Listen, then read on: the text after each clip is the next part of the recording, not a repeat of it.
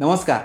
जर तुम्ही heart patient असाल, डायबिटीज किंवा ब्लड प्रेशरच्या त्रासाने त्रस्त असाल किंवा तुमच्या कुटुंबात कोणाला हार्ट अटॅक आला असेल, तर एक तपासणी अशी आहे जी तुम्ही नियमितपणे करून घ्यायला पाहिजे आणि ती म्हणजे लिपिड प्रोफाइल टेस्ट.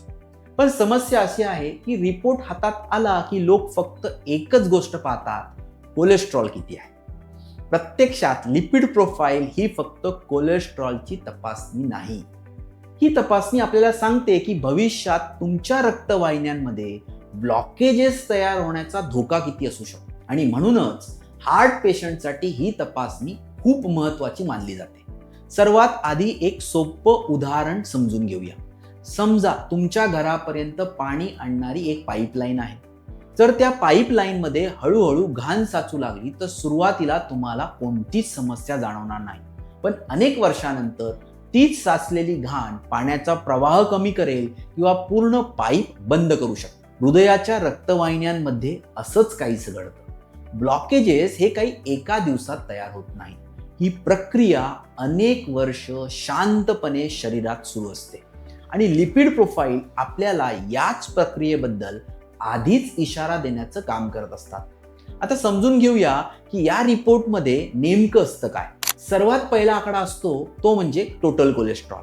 हा फक्त एक एकूण आकडा असतो, पण फक्त हा आकडा पाहून हार्ट अटॅकचा धोका सांगता येत नाही. म्हणून डॉक्टर इतर घटकही काळजीपूर्वक तपासतात. यानंतर येतं LDL कोलेस्ट्रॉल.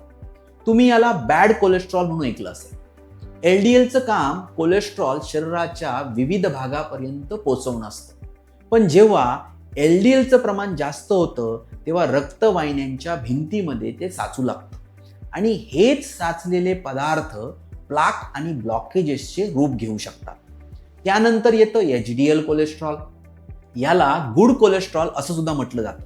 याचं काम रक्तवाहिन्यांमध्ये साचलेलं अतिरिक्त कोलेस्ट्रॉल परत लिव्हरपर्यंत घेऊन जाणं असतं. म्हणजेच HDL हे एका सफाई कर्मचाऱ्यासारखे काम करतात, पण फक्त HDL जास्त असणं पुरेसं नसतं. संपूर्ण लिपिड प्रोफाइल एकत्रितपणे पाहणं आवश्यक असतं.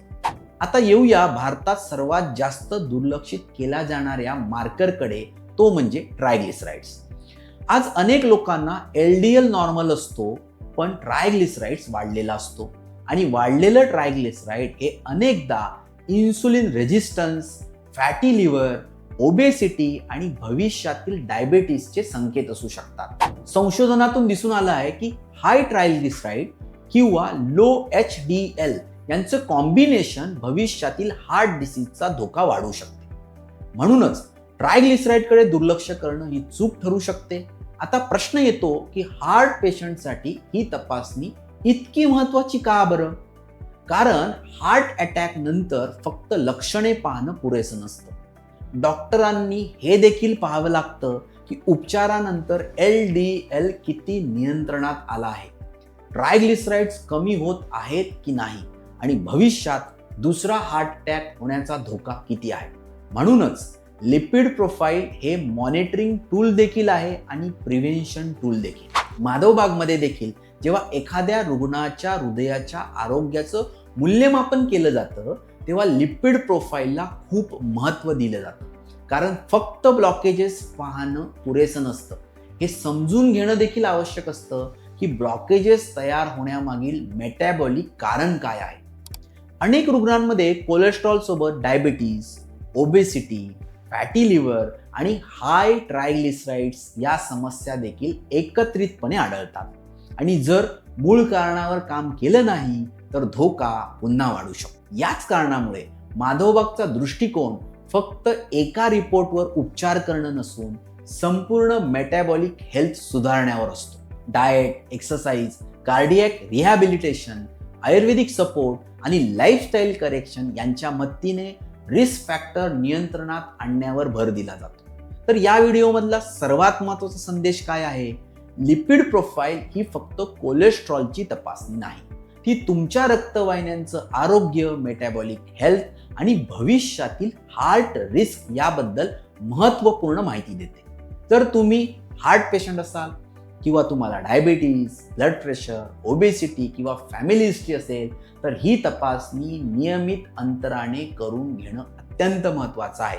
कारण हार्ट अटॅक अनेकदा अचानक येतो, पण त्याचे इशारे अनेक वर्षापूर्वी रक्ताच्या रिपोर्टमध्ये दिसू लागतात.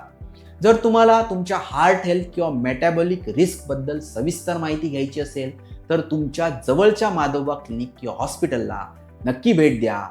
धन्यवाद.